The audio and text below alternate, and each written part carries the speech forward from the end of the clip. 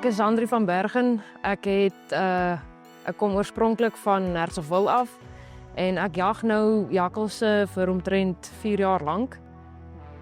Ek het professioneel jakkals begin jag toe ek professioneel jagwerk begin doen het. En dis alles te danke aan 'n man genaamd Stefan Venter wat my in die besigheid ingebring het en my geleer het meestal wat ek nou weet van jakkalsjag af. En van daar af het dit vlam gevat. So jagseisoen, deur jagseisoen is dit maar reg deur die jaar jakkalsjag by skaapboere, mense wat 'n oorbevolking van jakkalse het op wildsplase, wildsreservate waar jakkalse regtig 'n probleem is, waar hulle getalle in beheer moet gehou moet word, waar jakkalse ook geen natuurlike predator vyande het nie, waar hulle getalle net heel uit hand uitdruk.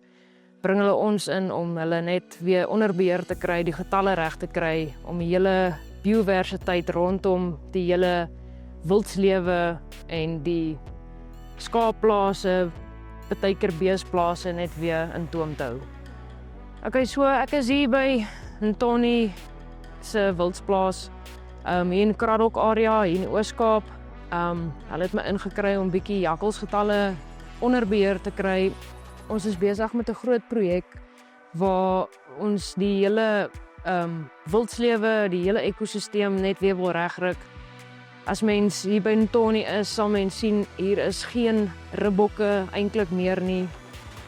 Springbok kleintjies is skaars, nyala kleintjies word gevang.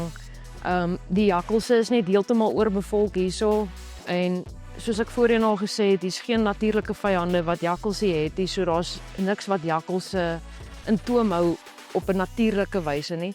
So ons gaan probeer jakkalsgetalle bietjie afbring sodat wildlewe weer bietjie kan aanteel en dat alles net weer teruggaan na normaal toe.